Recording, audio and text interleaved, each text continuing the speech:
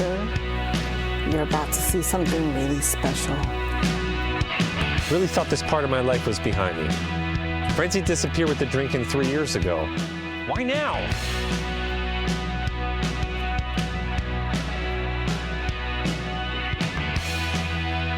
This makes no sense, and I'm right on the verge of freaking out. Back from your life. These people can be animals. What you burn. Thingy's out. Some bitter things you should never Good cheese. learn. Wallow through the days. Remember, cosplay's not consent. So here's to me. Congratulations, me. Yay, me. This would all be so much easier if I was hammered. Hammered. Won't be there anymore. Right. You can take away the anger, but you leave behind the pain. It's your soul I New ventures are always scary. will till I'm melting Blah, blah, blah. Something positive and uplifting. tomorrow. But the hurt will still remain. In your soul I'll live forever till I'm melting in. Don't miss our new film, The Love Song of William H. Shaw, coming soon to a streaming service near you. Hey everyone, this is Cliff from Talking Pondo. Just wanted to give you a quick heads up about spoilers on the show. We do talk about the films in a certain amount of detail, so you may want to watch the film first and then come back if you're not a fan of spoilers. Also, every now and then there's a little bit of adult language, so we wanted to give you fair warning on that. We hope you enjoy the episode, and we really appreciate you listening.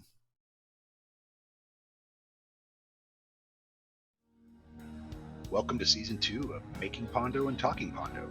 Talking Pondo is a podcast where Cliff and Marty give each other a film to watch and talk about them in detail. Some episodes will include a special guest. Making Pondo is a podcast where Cliff and Marty talk to people they have worked with and discuss their experiences on set. Today on Making Pondo, we talk with Mike Guyll, who played the character Owen in Revenge of Zoe and The Love Song of William H. Shaw. All right, Marty, we're back. We are back. It's another episode of your favorite format, Making Pondo, where we talk to people we've worked with on movies and such. And yes, the format is kind of winding down because we've talked to almost everybody. But Yeah, today, everybody that we think might be interested, that we've had enough contact with to have actually. Yeah, we got a good one this week. Yeah, today's a long holdout. We've been trying to get Mike on the show since the beginning, but scheduling, and he moved around a couple of times. But finally, we have Mike Guyll with us here today on the podcast. Hi, Mike. Hello. This is when I say hello. Hello. Hi, guys. What's up? What's hanging? Hey, it's good. Yeah, it's good to have you. Thanks for joining us. We appreciate it. Thanks for having me. Yeah. So, Mike has been in 2 of our films. He has been in The Revenge of Zoe and The Love Song of William H. Shaw. And he has played a character named, oh my God. Owen. I'm really going to space it. Owen, thank you. It's been a long weekend already, and it's only Saturday. It's actually very appropriate to forget Owen's name. Yeah, right? This is true, yeah. Who's that little dweeb kid? I'm Owen, dude. I'm Owen, Fuck, dude. man. But Owen Fuck is you, Pete. he's an employee of the comic book store for Pete and John, and sort of one of their one of their projects, right? They're one of the kids they've taken under their wing and sort of. He's the whipping boy of the series. Mm-hmm.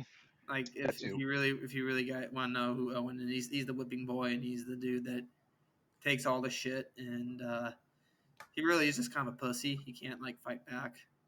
Yeah, not ragging on your guys' character, but I mean that's kind of he's a little wuss kid. That's how you see him. See him as a little wuss kid. He's a lovable wuss. He's a lovable wuss. I agree. He's got heart.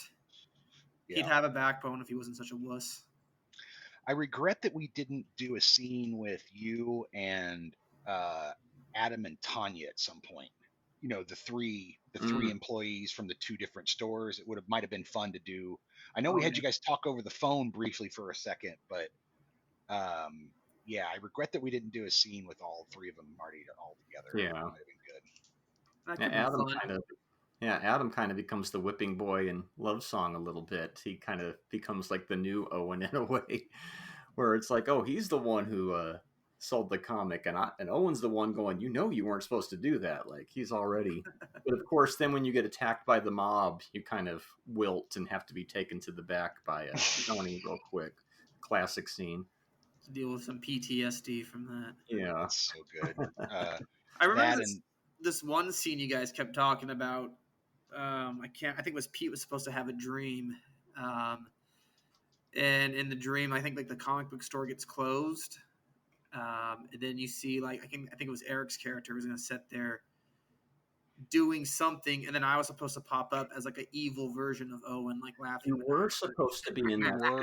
Yes, that would have been fun to see. Yes, you were. To do like an evil personality of him, where he's like the reverse, where he's. We shot that, but unfortunately, you weren't available anymore, so we had to do it without you. Oh man, yeah, it was my replacement. I think we had Pete do it. We had Pete kind of do this mocking laughter instead. Gotcha. We had Nate do it, but you would have been, that would have been perfect to have you there. Would have been actually the two of them together, falling all over each other. Oh, that was the original idea, I think. Yeah. But there were scheduling problems because that was part of the movie that we had to shoot like a year after we shot the other part because we had to shut. Oh, was that after I left Tucson? Yeah. That's the COVID movie. Trapped in small town Pagosa for like 3 years. And waited out till you escaped though, right? I escaped to call it that. I went into like solitary confinement is what I like to call it in small town Pagosa, which was good to wait out the COVID. And then just because LA is such a nightmare right now, I was like, I don't want to be in a small town and I want to be in a big city, so I hightailed it to San Antonio, Texas, which is where I'm at right now, which is one of the top 10 biggest cities in the U.S. And it feels like Los Angeles, so it's cool. It's a cool city. It's the most favorite city I've lived in, with the exception of London itself. And but I guess that's where I've been since 2020. I'm in Oklahoma City. What's that? I said I'm in Oklahoma City, north of you. So. Oh, nice. I've been to San Antonio many times. We'll have to get together, maybe meet somewhere in Dallas or something at dinner or something. That'd be fun. Yeah. No, San Antonio's a fun city. Texas is a fun place. And, I feel like for whatever reason, God called me here. So here I am. And I'm sure LA will be in the cards at some point. But that's where Lou Diamond Phillips was discovered, I believe, was San Antonio. Oh, really? Where he was discovered for La Bamba. He was doing he was working at like a theater as a teacher, right, or something like that, and his teacher was like, hey, they're looking for the casting call had gone out, and they were looking in Dallas and San Antonio area, and he went to the audition, and bam, there it was. Next thing you know, he's out of San Antonio flying to LA to be picked up by Richie Valens' brother at the airport, who's a full-on oddly enough, full-on card-carrying gang member. I've already had a few auditions out here. One was for this little this voice. I didn't get the part, unfortunately, but it was for a voiceover role playing a serial killing teddy bear. Sweet. So I kind of wish I had gotten that part. That would have been fun to put on my resume. But well, look, keep your head up open for things in Oklahoma City. Yeah. Because you can crash at my place, not a problem. Okay. If you just stay here for the week that you're working or whatever, and it's just a short drive up. So don't hesitate to call me and say, hey, I got a gig. Can I crash on your couch for a week? Yeah, absolutely. Absolutely, no man. I appreciate it. Yeah. So hey, the offer is open on my end too. If you ever if you're in San Antonio and need a couch, as long as you don't mind my little puppy Leia giving you puppy kisses in the morning, you got a place to crash here. So. Well, perfect. But yeah, I just don't want you to. If you see something in this area, because we have a tax credit going here, so there's stuff filming out here all the time. Yeah. Apparently they just shot. I was just talking to my friend last night. They shot Reagan here in Guthrie, Oklahoma. Oh yeah, I remember when they were doing that. Yeah, filmed entirely in Guthrie, and apparently Guthrie is getting so much film work that the local community college has started film classes because these production companies show up and they're like, do you have anybody we can hire, like a PA, a grip, a this, that? And they're like, no, we don't have anybody trained for that. And so now they've started classes to train these people so that when they come through, they'll actually be able to possibly get some work. So it's definitely a place that's ripe for film too, and it's affordable, which is big when it comes to artists of any kind. Like artists are notorious for being poor till they make it. Absolutely. So, Yeah. I do kind of find it funny that LA is the capital. Yeah. Of actors, right. yet at the same time, it's the most unaffordable place. It's kind of it's always seemed kind of weird to me. Everybody wants to live there. The weather's perfect, and I mean, I guess it's like it's the crucible, man. If you either got the talent and the ability to stick, or you don't, and that town will drag it right the fuck out of you as quick as possible, right? Yeah. Like I lived there for about 6 months or so, and I couldn't. There was no fucking way. I mean, I'm not going to jump down the rabbit hole on this, but I do believe that's something that's by design from some more corrupt individuals. They design it so you can fail, and I don't know. I have my theories on that, but I don't know if this is really the conspiracy podcast. It should not be that difficult to live in Los Angeles. They've definitely done some of that on purpose. So, well, I'm sure it's worse now than it was 20, 30, 40, even 40, 30 years ago. There's no need to be, walking over human fecal material when you're on, No, that's New York City. That's LA now too. It's LA now. No, it's great. And so it's like, it's like, come on, guys, this is being done on purpose. Knock it off. But yeah, here in San Antonio though, it's I've been told to upload my stuff on this, actor website thing. And I'm like, I don't want to pay the fee right now. It's like, oh no, it's the top one here in San Antonio and it's free. I'm like, oh, well, there you go. That's nice. Free stuff. That's how it should be. That's how all the listings used to be. You make a movie, they'd let you list it for free in Variety that was coming out, so the acquisition development heads could find your movie and know that it's happening. And now that everything's online and subscription services, they charge for even the most simple things that used to be just free because there was enough money in the business back then. But I remember the one time I went to Los Angeles, I didn't even want to get out of the car. I was freaked out so bad by the place. So I just stay here in Arizona. Yeah, I mean, me, it was just, practicality in terms of it really wasn't the what drove me away from Los Angeles for a little bit temporarily was just how violent the crime is getting in the homeless crisis. Like that, I was sitting there looking, out in the streets. I'm like, this is like a third world country now. Like, I didn't mind the crazy networking and the crazy traffic and the crazy rent, but when it became like a third world country, and you have like miles and miles and miles and miles of homeless tents out in the street. Yeah, that's pretty bad. Just crazy people crapping in the middle of the day, like literally taking a shit on the sidewalk. I'm like, dude. Well, where else are you going to take it, Mike? Come on. Jeez. What's up? I said, well, where else are you going to take it? Yeah, that's true. Maybe I'm just old-fashioned. I think everyone should have access to a toilet, but that's Mike. Mike's a bit of a traditionalist. But San Antonio's been a great I don't want to say compromise, but it feels like Los Angeles. Like these big cities all have that same sort of LA feel. So it's and you're relatively close to Georgia too. They've got a big film business down there too. So you're kind of situated in between some stuff. New Mexico too, to your left is got a film tax incentive, and they're doing pretty well too. So I think you might be situated pretty well. Yeah, no, I definitely, I feel the call that something I'm going to run into something here at some point. I think you guys know that I'm a haunted house actor. That was one of my big things in Tucson. In old Tucson, I was one of their haunt actors, and there's like year-round haunted houses here in San Antonio. I know that there's like one that's open 24 hours. Wow. Like Clown Factory or something. I can't remember what it's called, but I'm like, who the fuck goes to a haunted house at 6 a.m. on Sunday morning? Like, I would love to see whoever it is that goes to a haunted house and get the shit scared out of them at 6 or 7 in the morning on Sunday. Like that. The fucked up thing is it's probably like the most normal looking family you could ever meet. We just went to church and then we decided to go get chased by a clown with a chainsaw.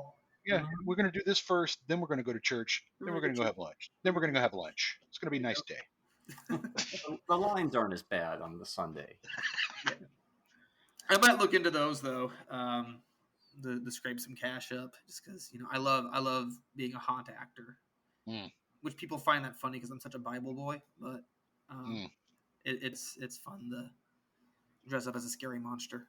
Yeah, it's fun to scare people. It's fun to make them laugh. It's fun to scare them. It's fun to scare them. It's not fun to traumatize them. As a haunt actor, like I don't ever like to scare somebody to the point where they like drop a load in their pants, because I'm like, the idea is to scare them, not terrorize and humiliate them. And if they crap their pants, they're not going to pay more money to come back and do it a second time. Like they have to pay you more to traumatize. Then you're going into like a dominatrix area. Yeah.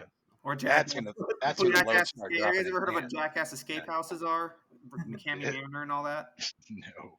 Oh man! So they're haunted houses where the actors actually torture people that go in them. It's McCamey Manor. Look it up. It's pretty sick. And like as a haunt actor, like that's kind of where I like draw the line. Like that should be outlawed. Yeah, that's weird. Because it's like weird. the people that are signing up to it are very clearly not well mentally, and you can kind of tell the guy that's running it is taking advantage of that. So it's just scare people, make them laugh, scare them, don't traumatize them. There's a difference. To our listeners, you never know where our conversations are going to go here on this podcast, and this is a perfect example right here. Well, hey, I'm ADD, so conversations just go all over the place with me. It's fun though. So what's the first question? How did you start working with this? How did you find it? Yeah, how did you start working with this? I got either it was Eric. I knew Eric because I had trained with his parents, and either he sent me the audition, or I found the audition on Yahoo, and Eric just happened to be there, and I didn't know that was Eric. And Eric didn't know I was going to show up. I either found the audition for Revenge of Zoe from Bill Dell, and I showed up, and Eric just so happened to be a part of this whole thing. I think that's how it went down, if I remember. Yeah. I think so too. It was that, or Eric actually contacted me and said, "Hey, we got an audition." And I think it was actually the former. Is that? Yeah, I remember him saying, "Oh yeah, I know Mike. Yeah, he trained with my parents." And yeah. I think that's how it went down. And then I read for Owen, and I think I read for the main character Billy. That's right. Yeah, you did. Yep. It was you were a shoo-in for Owen right away, from what I could tell. Yeah. I think I was also too young to play Billy. Truth be told. Yeah. I mean, I guess that character could work as a younger writer. It's just what especially with the guy that we had cast previously, he was a bit older. So I think visually in our head, you're right, we had an older guy in mind. But if we hadn't done the first film and had the established character kind of, the body type and the age and all that, I mean, I would have been open to saying, okay, he's not 35, he's 25. He's a phenom writer. He's a phenom Hollywood script writer, and he's completely out of control. That would have worked. Yeah, it could have made sense too on why he screwed them over at like 18 or 19. Exactly. A young asshole would do. But no, I like Owen. I thought Owen was a fun wuss to play, as I said. You got to do the first scene that I ever had to actually choreograph for music. The actual first dancing that we've ever done in a film, right, Marty? Is that right? I believe so. Yeah. I'm pretty sure it's the first. Now, and what's crazy is that we included dancing in the next one. Like we cranked up the dancing quite a bit. Like we had a whole dancing with multiple people, and then we had a piece at the end that we didn't use. And but yeah, you were the first. I remember Marty said it's like a minute and a half scene tops, and Marty set aside a half of a fucking day for it. I guess because he figured it was probably going to be pretty rough to do, and it was. I thought it was fun. I mean, it was like it was he's really he's a bad dancer, so anything goes. So I actually have that clip on my reel of him doing the dancing, and I was getting a reel put together of Avai Amico from I think you guys know who Avai is. You may have heard of him. He was like, "Yo, Mike, that clip of you dancing in Revenge of Zoe is fucking awesome. You got to put that on your reel." I was like, "Okay, I'll listen to you. You're the expert." So. That's nice to hear somebody say that. That's great. I mean, I thought it really worked. I mean, I remember we were on set and we were watching, because we were, homaging the scene from Footloose where Kevin Bacon is all set and he's dancing in that warehouse. And so Yeah. we were watching it on this iPad, watching that scene from YouTube on the iPad, and then mocking the shots up and kind of getting you to mimic his, as best you could, to a certain extent, mimic his body movements, which was fucking hilarious, and it really worked. Yeah, no, I think people got that it was a parody of Footloose. I remember I think they really got it when we cut to you bouncing off the table, and then you start coming down the aisle, whipping your shirt off and whipping it back and forth. It was like, there it is. That's the Footloose moment. Or I was more like slamming myself into them. Yeah, like, yeah. He's trying to mimic bouncing off them, instead he's just kind of falling into them because he's an idiot. Well, speaking of like doing that scene and spending all day on it, and getting a lot of advice from Cliff along the way, do you like getting feedback from directors, or what's like the best feedback you've got? Absolutely. You gotta. There's this like line from Game of Thrones with Tywin. You guys ever see Game of Thrones? Sure. It's right after Joffrey dies and Tommen and Cersei are by his body, and Tywin's asking Tommen what makes a good king, and finally Tommen says wisdom, and Tywin's like, right, and a wise king listens to his counsel long before he becomes king, and continues to listen to his counsel long afterwards. It's funny because Tywin's a bad guy, but I thought that little piece of advice was good. Like, good advice. Listen to people's counsel, and I see very little of that. And I've been a part of so many creative projects and entrepreneurial efforts at this point at 35, where the script is great, or the product's great, or the piece of technology that I'm supposed to be selling is great, but the head honchos don't know what the fuck they're doing, and they don't fucking listen to anybody's counsel at all. And they're all people who have quote unquote made it at this point, right? They're now the king, but the king has now quit listening to his counsel. Mm-hmm. And every damn time the project or the entrepreneurial effort collapses. Revenge of Zoe and William Love Song is one of the few where that didn't happen. Like, the project actually came to fruition, came to completion, and it's because I feel like everybody listens to each other when it comes to that crew. Like, I mean, I know you guys laugh, but it's a thing. Like, I know. Seen it so many times. We laugh because we know we agree completely. Yeah. I'm disgusted by it at this point. Like, I really am. And it's these people who don't listen, like, or these people basically they listen until they come into their own. Does that make sense? Or they become the king. That they use a parable there. And they stop listening to advice. Then they stop listening to their counsel, and everything goes to shit. Ego and hubris. Yeah, I mean, Marty and I early on, I think that was our ego and listening only to each other was really what was part of the driving bits of our failure. When we started being way more collaborative about what we were doing and listening to people telling us, like, that just doesn't work. This just doesn't work. I don't know, why, but you'll figure it out. But that didn't. We didn't like that. This worked. We really liked that. Maybe you guys should do more of that. Maybe you should focus on. You start listening to that stuff instead of denying it, and then suddenly things get better. Well, and we don't tolerate divas either. No, I don't play that game. You need to have a council that is not a council of yes men and yes women. They can't just be yes man, yes woman, or they can't be people that have an agenda either. That are going to just tell you no because they have some other agenda they're trying to push. They need to be a council of people who can be unbiased. Yeah, care about and the give project. you that unbiased feedback. It's really, really, really, really valuable because if you also go to the wrong person for feedback, they'll start criticizing you because they kind of get off on the idea of, you know what I mean? Have you ever been around those people? It's like, you're criticizing me, but this is not real constructive criticism. This is some sort of narcissistic game you're playing. Like, you know what I mean? It's pretty rampant in the acting industry. But I guess point being is I like good feedback, be it positive or negative, as long as it's genuine, truthful, unbiased feedback without an agenda. I think that's some of the most valuable thing you can have as an actor or as a creative as a salesman, as an entrepreneur, whatever. So, yeah, absolutely, 100%. And I hope that shows when you work with me that I like to listen to feedback.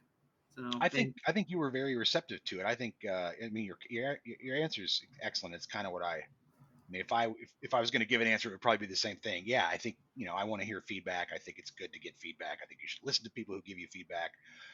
You obviously want to watch out for people who have a vested interest in you being taken down a peg or not succeeding. Yeah. And maybe you take their feedback with a little grain of salt because it benefits them if you're not doing well. Yeah. But if somebody has no skin in the game, if some PA's just standing there holding something and you turn to them and go, "What do you think?" Take the feedback. If they go, "I think it's terrible." I remember Marty and I were shooting a scene one time at this comic book store, and I yelled to the owner of the store, "What do you think, Charlie?" He goes, "Meh. It's not really for me." And I looked at Marty, I was like, I think he's right. Because he had no stake in it at all. He's just letting us use his space and he's watching us shoot. And, we were having trouble with the scene. Marty remembers the scene. And he just was like, "Meh, it's not really my thing." And I was like, yeah, that's probably, he's onto something. People who embark on these creative endeavors or these entrepreneurial endeavors who don't take feedback end up just doing the same mistakes over and over and over again. They don't learn. And it's maddening to have to work underneath those types of people. Like maddening, because you invest your heart and soul into whatever movie they're trying to make or whatever product that you're trying to sell for them. I'm big in sales these days. It's one thing I noticed that actors and actresses and creatives in general make for natural salespeople if they can find a product that they actually like. If they don't give a fuck about the product, then no, you're gonna suck. But if you actually care about the product, it's just like acting. It's literally no different. Well, yeah, presentation skills to a certain way. Yeah, like your transfer over. I completely understand that. Basically, and if you get real good at it, the commissions will start to free up time, and that time is real valuable. And that time you start putting towards your acting or your writing or your filmmaking. But as I said, I cannot tell you now. It's been multiple times, and I don't want to say too much in case somebody that I'm working with hears this, but. I have been a sales rep for some cool stuff that's like there is no reason this shouldn't be in everybody's home or in every single manufacturing plant or yada yada yada. But we got an idiot who does not want to listen to feedback, or he'll listen to the feedback and then he will not apply it. Ignore it. Yep. Or she. He or she. Yeah. Sure. There's my 2 cents on that. That's what I think about that.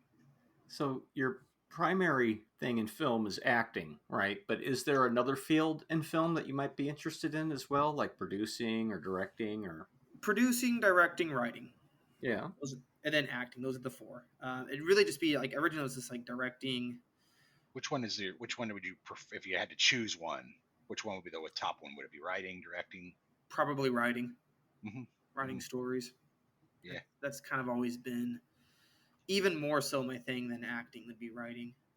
And I'd probably be better off as just saying writing, acting, producing. I'm not sure because I've never really had the chance to direct. So I say directing, but I don't know if actually I'd be as good as directing as I think I am. But I know I can produce. I know I can oversee a vision. Kind of like with the original Star Wars trilogy, they were very producer driven. George Lucas was, he was the director for A New Hope, but then there's Arvind Krishna for Empire Strikes Back, and I can't remember who the guy for Gary Kurtz or something. Or Marquand? Whoever directed Return of the Jedi. Yeah, Richard Marquand, I think. Richard Marquand. That's it. Okay, yeah, but the entire thing was producer driven. It was George. Oh, Lucas' absolutely. vision. Yeah, well, it's the the Indie series. Yeah. I mean, Spielberg directed them all because Lucas kind of contractually trapped him into directing all 3 of them. But they were very much created by George Lucas and driven by he wrote the stories, he produced those films. They were very personal to him. It's just he just happened to be so smart to get one of the best fucking directors of all time to make his films for him, right?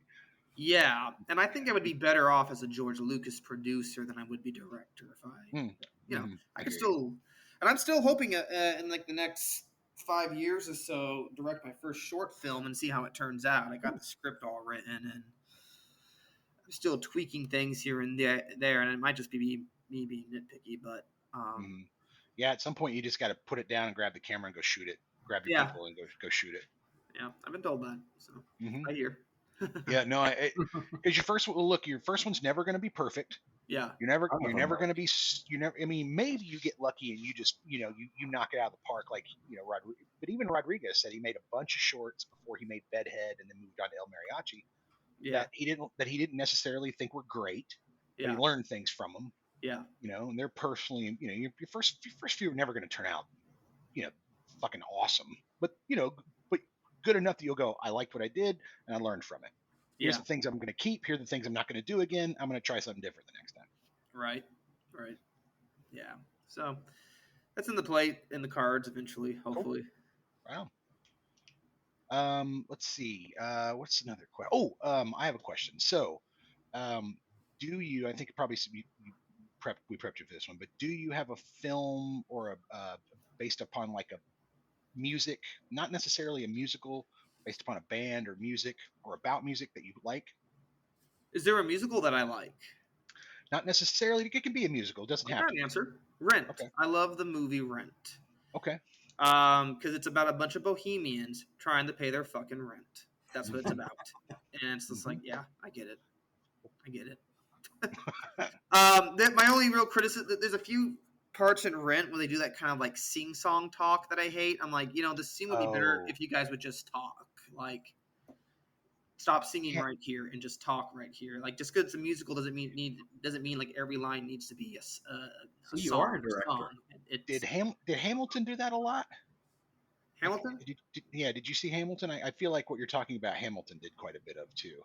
I've never seen Hamilton. Sing, talking. Oh, it's fantastic. Yeah. Okay. I'll have to check it out. I like Sweeney Todd. Sweeney Todd's a cool musical. And is there any other musical? I mean, I guess Disney films count, right? Hunchback of Notre Dame. Sure. Mm-hmm. Hellfire with Tony Jaa, Frollo. That's a great song. So you say you're going to do a short in a few years. Are you planning on acting in that one as well? No acting in that one. If I will not direct if I act. I will not act if I'm directing. That's not a bad idea, Yeah, it can be done, but it's tricky. Yeah. I would never do it. I did it once, and I'll never do it again. I mean, maybe if I get really experienced one day, I'll be able to pull a Mike Myers. But when I was training in London, something kind of clicked and told me, like, yeah, I'm never going to direct if I'm acting. I'm never going to act if I direct. I'll act, write, and produce at the same time. But directing and acting, you can't really direct yourself as an actor. You can't really act if you're directing. I mean, I know that there's some people and some avant-garde filmmakers that will argue me tooth and nail, but I'm just kind of like, yeah, there's that thing that we talked about when it came to feedback and having, unbiased feedback. You can't really direct yourself unbiasedly. Yeah, I guess your AD would be directing you at that point. Yeah, I just don't see how it would work. So. Yeah. But it might even be something that I just write and produce as well, and I'll have someone else direct. So that's still up in the air. The main reason why I'm not full steam ahead on it right now is I am trying to position myself in a way that gets me financially stable, and I'm working on an entrepreneurial effort with a tech company that could provide that financial freedom as it sells. But we'll have to see what happens. As we said, this whole thing about taking feedback. Yeah, it's a big. As I said, I've just been a part of multiple projects now at this point, where the ones that crash, there's a common thing that happens. So, fingers crossed. But I've kind of put the film aspirations. I didn't stop them. I put them on a bit of a back burner. Kind of after once COVID went down. There was a few things that happened in my life. I said, okay, I'm gonna put this on I didn't give up on it, so let me be very clear. But it's on a back burner as I work these other opportunities out, because they truly are opportunities that can lead to financial freedom by the time I'm 40, and then from my 40s to my 70s, do what I love. Right. Sure. So, everybody's got to pay the bills. Yeah. You know, it made sense. So that's. Do any of those But, provide? if God wills it, it'll happen even earlier. So Yeah. Do any of those provide creative outlets? Those entrepreneurial things, or do you have other things on the side that give you creative outlet, like acting would, like people do painting or cooking, or both actually. I find just selling a product to be fun, especially when you get to go door to door. If you can get past the initial cold call. It's never fun to do a cold call, but just driving around just driving around San Antonio has been fun. Cold calling and knocking on these big manufacturing plants that look like Jabba's palace, and so that's just kind of fun to do. But also, oftentimes, whenever I get on an entrepreneurial project, I usually find myself helping out with the creative direction and the marketing, because they all kind of go hand in hand with the sales, and that's where I get to kind of flex my media training, if you can call that. Hey, we got to do a commercial here. We've got to do a little ad here. What do you have to offer? And so that does allow for a creative outlook of sorts, or a creative outlet. And then I still do have creative outlets on the side. Yeah. Like as I said, I am looking into the haunted houses here in San Antonio, see if I can get work there. I am still auditioning. As I said, I have had a few, just a small handful in these last 90 days. One of them was for a serial killing teddy bear. So no, I haven't. So yes to both. Creative. There are some creative outlets within these entrepreneurial efforts that I've become a part of, and I still have my outlets that are completely separate from those efforts. Well, it's good you have the marketing expertise and knowledge, because a lot of people in show business, we know all the creative stuff, but we don't know the marketing side, and you really do need that to promote yourself. Like Cliff and I have talked before on the show about how we're not the greatest self-promoters in the world. We're trying to learn to be a little better, but it's always good when you have that built in, Yeah, I'm no, it's just sales. Yeah. At the end of the day. When I was 19, Marty, I think, I moved to LA to do door-to-door sales for a company. Yeah. And I did cold calling, knocking on fucking residential doors all day long, 8 hours a fucking day for about 6 or 7 months, something like that. Yeah. And then I was just like, yo, this ain't for me. Yeah. Like I can do it, but it requires that I turn myself into somebody else. And I wasn't super happy. We're not actors. That's why. Right, because I'm not an actor. And, okay, hold on.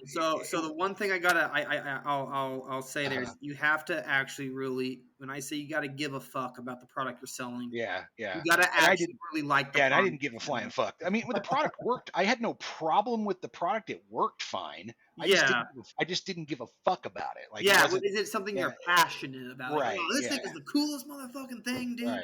Exactly. All that vibrates and tickles your balls at the same time, dude. Man, you got to actually give a shit. Yeah, that I can get behind and sell, but yeah, I'm selling cleaner door to door, all-purpose cleaner door to door, and it was just, eco-friendly and biologically safe and all this stuff. That's great, but it just wasn't.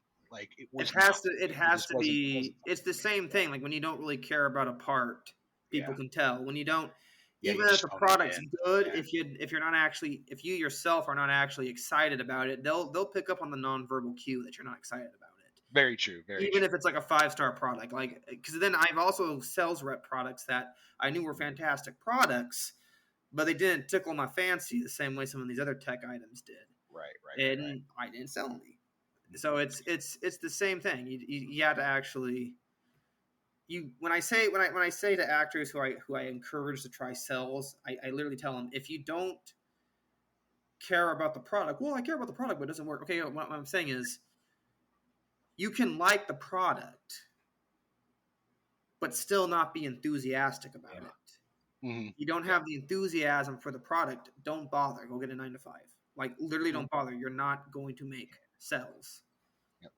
You have to enthusiasm. genuinely love what it is you're selling. Else it's just People not feel that, you know, they feel that enthusiasm coming off you. It's kind of like what we like to do at the film set in a way, you know, try to be enthusiastic. Yeah, we like to and get everybody hyped up, and they sense your vibes. They sense your energy, your vibes. Yeah.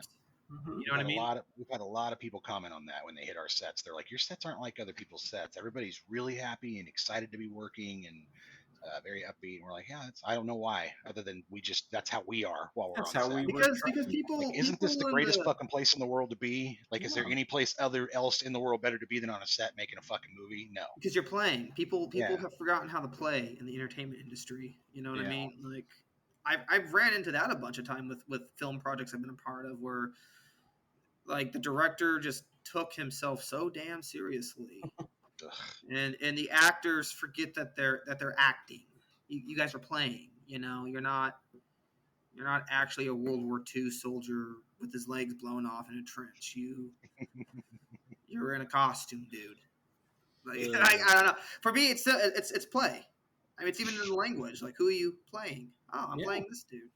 I'm playing Joker. I'm playing Luke Skywalker. Yeah. Like, I don't know. Maybe I'm just weird. And you're a natural born actor is what it sounds like to me. Oh, thank you. I hope so. But yeah, I think people get so obsessed with making sure that they create art that they forget that they need to entertain first. Right. If your product doesn't entertain, then it's definitely not going to be a piece of art. So it has to at least entertain first. You know what I mean? We like to say on this podcast that art is getting away with it. We like to quote Andy Warhol, who said that he quoted as somebody asked him what art was, and he said, "Art is getting away with it." So if you get away with it, it's art. You pulled it off. I kind of like. I don't necessarily fully agree with it, but I kind of like the quote. It's a smart ass quote. It's avant-garde. It's kind of a cool. I don't know. Like, it's kind of a cool. I don't know if I agree with that really, because there's a lot of crap people try to get away with and pass it off as art. Right, but they don't. And sometimes they do, right? Like, that's why Plan 9 from Outer Space works when all those other shitty B movies don't. For some reason, that one gets away with it.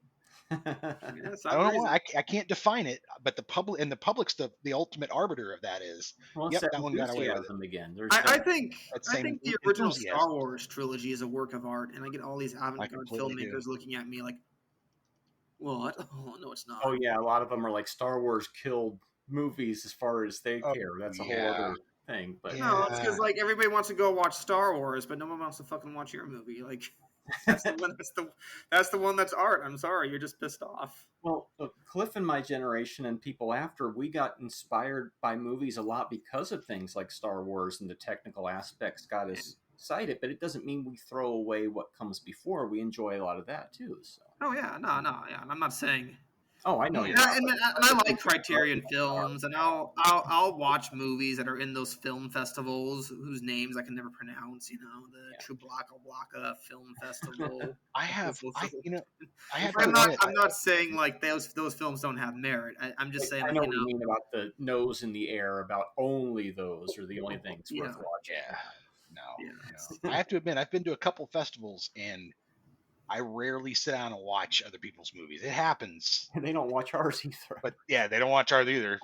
But it where I just either A, I don't have the time, or B, the product doesn't look very interesting to me. Yeah. When we screened at the Orleans Hotel and Casino in Las Vegas for the film festival there, they screwed up our showtime. So when we sat down to watch the thing at 8, they were running about an hour behind. So we had to watch an hour of shorts. And there was like 5 different shorts that weren't ours that we sat through. And every one of them that like, it was really crazy because they were all student films, but they were all like things that you'd seen before. Yeah. It's like, oh, okay, the black and white film about 2 nuns who think they're lesbians. Kind of seen that before. The film about the guy who's stalking the girl, on the streets of LA. Kind of seen that before. All these films that they were just, and it just got more and more frustrating. It's like, when the fuck are you going to start my film? I guess my film's not super original either, but holy shit. But then every now and then you get your socks knocked off. I remember seeing this one fucking short about of all things, a jellyfish, about a guy who finds a jellyfish on the shore, and he's a lonely dude, and he brings it back to his house and he puts it in a tank. And the story's told from the jellyfish's perspective of being an internal being, and then escaping back to the sea. Eventually, he somehow figures out he gets flushed down the toilet or into the pipes that rush to the sea, and he's back out. And it was fucking fascinating. And the dude who'd made it somehow had figured out how to get Javier Bardem to narrate the motherfucker. I don't know how he did that, Right. but I remember when it first started, I was like, "Is that Javier Bardem?" And it was like, Jesus, for somebody's 15-minute black and white short, really? Holy shit! Anyway. So it depends. You never know what's going to hit, right? Yeah. No, I think all that, but there you go. Just filling time, guys. I'm filling the time with this. Well, I mean, I think we're kind of in a slum when it comes to movies right now with everything that's being released. I would agree with you. I would agree with you. A lot of garbage on the big screen right now. There's the pendulum's going to shift eventually. There's some good. I mean, there's definitely still some good stuff coming out. I just came across. You just gotta hunt for it. Yeah. You gotta hunt for it. Deadpool and Wolverine was great. Yeah. Oh, yeah. It was great. I thought it was my favorite of the trilogy. I thought it was. I think it was actually one of the best pieces of satire I've ever seen. It was great. It was really, really good. The cameos alone were enough to just make me feel like a little 10-year-old again, where I was just like, oh my god, he's in this too, she's in this, oh, it's so fucking awesome. And then it was, of course, very, very funny, and like you said, kind of scathing stuff there on top of it. It was good stuff. But before that, I saw Deadpool and Wolverine. The last film I saw before that was Sound of Freedom, and then before that, I hadn't been to the theater since Rise of Skywalker, which I find Rise of Skywalker to be a very fascinating dumpster. That's a whole other podcast. I like to call it corporate. That's a whole other podcast. Yeah. Last thing I saw before this was Twisters, because I live in Oklahoma, and if I don't see it, they'll kick me out of the state. Required. What else you got, Marty? Is there a dream role as far as acting goes? Dream role? Oh, I don't know if I should say it, but yeah, Joker.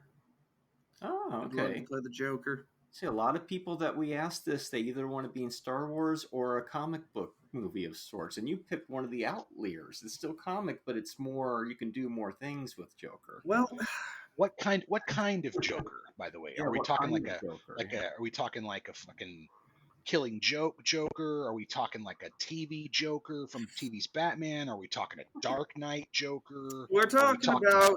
When developing my own take on how I would play the Joker, eventually led to me developing my own take on the Batman mythos, which is still kind of a dream of mine.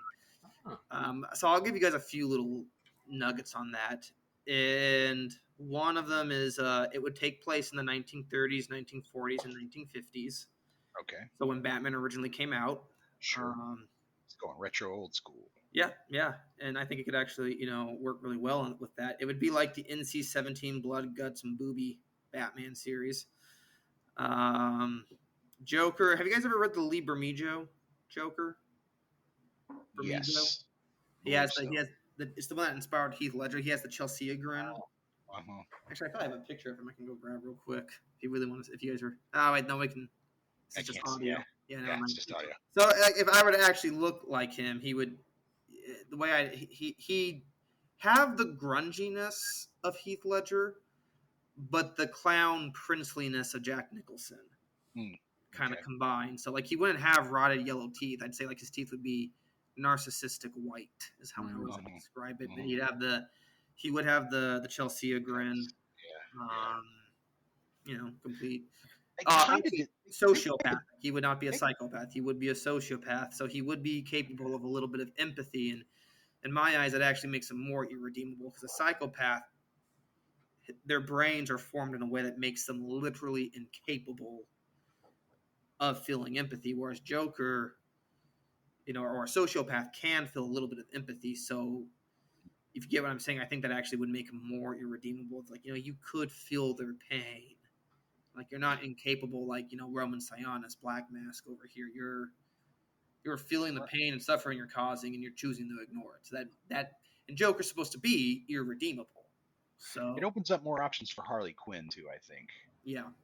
Because if you've got a like you said, a psychopath who can't feel anything, then why would they have a girlfriend? Why would they have a, maybe they would want that person for their own personal kind of reasons, but would that person want anything to do with them if they're not getting anything back out of the relationship? You know what I mean? I don't know. If you ever read the Bermejo comic called Joker, it actually shows there's actually a panel where he's clinging to Harley and he's actually crying. It's like one of the few times you've actually seen any humanity in the Joker. So I found that fascinating. And speaking of like girlfriend, Harley and Ivy fans are going to hate me for this, but I absolutely think Joker and Ivy should be fucking. Like 100%. Harley and Joker are mad love. Ivy and Joker should be hate love. And I'm seeing certain writers in DC starting to catch on to this. Like, this would actually be kind of a funny ship if you were to ship Pamela and Joker together. And it's like, if you really think about it, Ivy's probably the only other villain that has a kill count on Joker's level. She's completely disillusioned with society, just like Joker. Her main goal is to watch the world burn, like Joker. It's like you guys are kind of very similar when you actually think about it. And like the only reason like people are against the whole Joker Ivy shipping is because of Harley and Ivy. It's because of like some hot girl and girl action, and so now all of a sudden wasn't Bane originally Ivy's thrall? Two-Face. I don't think it was. Oh no, you're thinking about the Batman and Robin. Yeah, I think so. Film. Yeah, I think so. Yeah. That's what I'm thinking. Okay, that's where that's coming from. Oh, that terrible Batman and Robin. Well, some people like that one. That's the Batman with nipples. Yeah. That everybody points out. I also like shipping Ivy with Scarecrow too. I like the kind of, her garden needs a Scarecrow. Just pun it up there.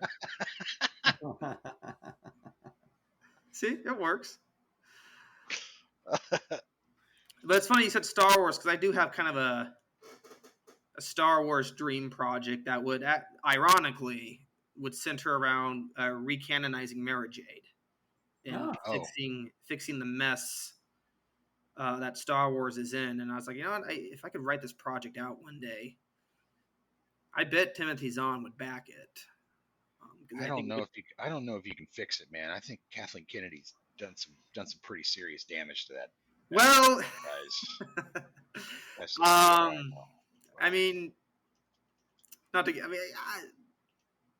I would argue like it does include a timeline wipe. That's part of the story, though. Like you're gonna do a whole J.J. Abrams Star Trek thing, huh? Sort of, kind of. Well, I feel like the original story behind the Revenge of Zoe trilogy we're kind of back to it again, because that story was created as this idea of people who were hardcore Star Wars fans who kidnapped George Lucas and forced him to write the story the right way. Yeah. What they had. And then we changed that to this character named Billy who kind of kidnapped himself and wouldn't leave the store. And we changed Star Wars to this fictional comic world of frenzy. And yeah, there you go. It's kind of weird how that all works out. Yeah, right. I mean, I don't think the Star Wars franchise will get fixed until they bring Legends back. Like, in particular, they got some more stuff they're going to put out. It'll be so crazy 100 years from now when the kids are like, my favorite was Star Wars Part 48, and everything before that is terrible. And we're like, what? I don't agree. The sequel trilogy, it doesn't have staying. It was Star Wars 46, actually. Well, I'm talking like the sequel trilogy. It doesn't have staying power. It doesn't have any staying power. See, the difference between forgotten about. Yeah, the difference between the prequels and the sequels was the prequels had a great. I grew up on the prequels, but the prequels had a great expanded universe lore around it. They're better than the final trilogy, but they are inherently more thought out, at least. Yeah. But what I'm trying to say is that the lore surrounding the prequels was top notch, whereas the lore surrounding the sequel trilogy is absolute trash. And so it does not have the same staying power that the prequel trilogy. People don't understand this, but they didn't know Legends, the Star Wars Legends, the original expanded universe is the glue that held Star Wars together, and nobody fucking understands this. And the fact that they seem almost like against bringing Mara Jade back right now at Lucasfilm, and I'm like, okay. And Did she show up in Clone Wars? Nope, she's not in the canon right now. She's completely. Yeah. Okay, that's what I thought. And I would love to actually one day be in a position where I can, old Mr. Zahn sticks around, take to him a proposal. Like, I think this is how you could work Mara Jade back in, and kind of redo her to make her even more pivotal to the Skywalker legacy. Mm-hmm. The Skywalker legacy. I even have the actress in mind who would play her, Katie McGrath. You know who that is? I'm trying to place that name. Lena Luthor from Supergirl. Or Jurassic World. She's the chick that gets swallowed by the big mosasaur. Oh, yeah, okay. I see what you're talking about. Okay. She's got the green eyes. Because I don't care about the hair color. You can just give her a red wig, but they got to have the jade eyes. And have her speak in her Irish accent, say farm boy, all sexy. Guys would dig it. People would dig it. No argument here. So, do you have a favorite moment from one of our sets? Yeah. I think the funnest scene in the film was Love Song. And I'm like, I learned this behavior from you, Pete. And I run out crying. And I'm like, me and that other, who was the other actor? Forgive me, I forgot his name. That other actor I was working with. Drew Kalin. Yeah. Drew, yeah. Drew's awesome, man. And we were like popping in and out of the door, and he was like sticking it to Pete, and I was like being kind of a whiny bitch because that's Owen. But that was a funny scene to do. Yeah, that always plays really well for the crowds. Yeah, it always gets laughs. Does it? Yeah, it always gets laughs. And well, I mean, it's a callback to an old anti-drug PSA from the 80s. Yeah. Where a kid walks into his room and his father's got a cigar box opened up and there's like weed in it, and he's like, how could you do this? How could you do this to your family? And he's fucking railing at the kid, and the kid just interrupts him and starts and screams, "I learned it by watching you, all right? By watching you." And the kid, and of course the realization hits the father, and they they cut to the title. I didn't even know that was a callback. So when we put it in, it was like, that's kind of the capper on that. We did a few of those weird callbacks in the film.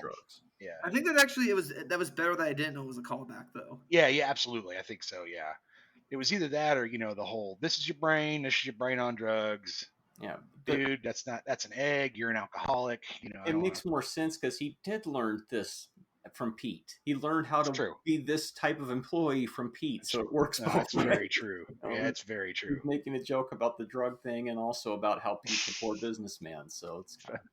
Pete's a terrible person. That's hilarious. Well, do you got anything that you want to plug today, Mike, or any upcoming projects that are, I know you mentioned a few things, but anything that's like... Not really. Not to be boring. I'm just kind of just sort of entering a new chapter right now and letting, not to get all Bible-y, but just letting God let it play out, and I'll see what he has in store. And I'm, as I said, I'm with this tech company right now, and I'm seeing how this next 90 days play out. Mm-hmm. If it's meant to be, it will be. If it's not, then it's not. And take the lessons that are learned and move on to the next thing. Not to be preachy. So no, I feel like a lot of people right now. So that's I feel like a lot of people are in that same space. So I have a little dog that I love to death. I'm a dog dad. So that's good. Her name's Leia, named after the princess. Well, that's funny because the movie that we just watched for the other part of the podcast, Talking Pondo, has a cat in it called Princess Leia. Princess Leia Fussy Buttons is the cat's name in the movie. That the cat is actually has a credit, and it's called Princess Leia Fussy Buttons. I didn't even notice that. Yeah. Actually, there is one little thing. All right. I don't know if you guys remember the fudge that I was selling back in Tucson, the Mana Fudge. That's CBD edible. You might have seen it. I do recall that. Outlets. What's that? Uh-huh. I do remember that. That was around Love Song filming time, right? That's right. Yeah, it was right after Revenge of Zoe, and right around the time we filmed Love Song. The guy who taught me to make the product decided to pull the plug. This is another one of those entrepreneurial efforts where I had a guy who, in his 70s, did not want to listen to his counsel. So he pulled the plug on what was a successful entrepreneurial effort that was going to result in royalties and us being right on the forefront of the cannabis rush. But, it was devastating. But, I now own the recipe and I can still make the product and all that. And now here I am in Texas. Cannabis has yet to be legalized, which is ridiculous because I smell it everywhere. So I'm like, guys, just fucking legalize. Meanwhile, Oklahoma is the wild fucking west for cannabis. We have 3,000 dispensaries in the state, dude. We have, there's a mile in my town they call the Green Mile because it has 10 dispensaries in a mile. Nice. 10 of them, just all competing with each other. 20 pre-rolls for $20. It's insane out here. But so make your fudge and bring it up here is what I'm saying. Oh, absolutely. But the idea is, I'm with two other friends / colleagues who want to help me bring it back here in Texas. And we're like, hey, it would be cool to get the fudge back in those in these CBD dispensaries and in the non-infused version in some, in like HEB. I think you probably know what HEB is. It's that sure. Yeah, big local grocery store in Texas. Mm-hmm. Yeah, and like get those things, get that product back up and running, and then be primed and ready when cannabis is inevitably legalized in Texas, and be right there with a product that's potentially award-winning and delicious and gets you high as fuck. Yeah, and so we're all kind of we're just now starting the talk about bringing it back because my best friend up here who lives in the same complex, he has an LLC set up, and it's focused on patents and bringing new products to the market, whatever those products may be. And then our other business partner, she's really good at coming up with business infrastructure, and so they're looking for a product. I'm like, well, I do have a product that has a history of selling. So the next step right now is just making a batch within the next week to make sure I still got the skill to do so, which I'm sure I do. And we'll see where it goes. So there you go. I'll plug that right there. Right on. Shout out to the fudge. Shout out to the fudge. All hail the fudge. All hail the holy fudge. Holy fudge. That's what we call it. That's what I call it. Holy fudge. You guys see those angel wings on my Facebook page with that's great. The non-infused version is manna fudge. The CBD infused version is holy fudge, and then THC will be called salvation fudge. So a year from now, when you guys are eating that and you hear and listen to this podcast, you'll know where you heard it first. It was right here. Holy fudge, manna fudge. Link in the show notes. Salvation fudge. I'll send you guys some for Christmas, man. Well, Mike, we really appreciate you taking the time out to talk to us. It was good to see you. Yeah. And I'm glad you're doing well. Actually, I have one more question. Is there? I hear that there's a DVD release coming. Well, actually, there's a distribution deal that's been struck. That is, we are in the deliverables phase. We are winding up the phase. After you make a deal with a distributor, you go through a deliverables phase where you deliver the movie, all the key art, all this other stuff. We're just wrapping that up, and then they're going to go into a pitch phase and start pitching to platforms. And we're supposed to know pretty soon. And we're hoping to hit on 4 or 5 different platforms. Would be pretty nice. Worldwide, and then it's going to be worldwide. It's not just America. It's all English speaking countries worldwide. Nice. So Australia, the UK, all these other places. So we'll find out. They'll come back to us and tell us what platforms and where, and then we'll reach out to you guys and be like, hey, start letting people know, get it out to your networks and all that type of stuff, so we can start putting some heat on it. So we're excited. Yeah. Cool, man. Yeah, keep me posted. We'll do. All right, Mike. We'll talk to you soon. Take it easy, guys. God bless. Thanks, buddy.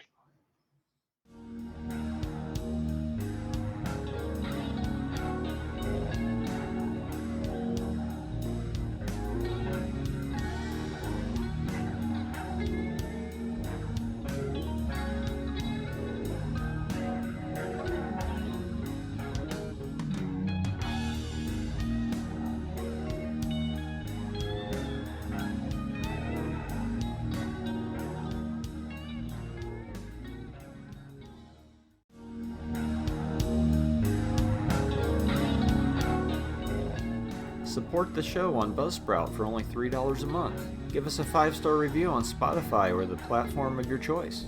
And be sure to like and subscribe to our YouTube page.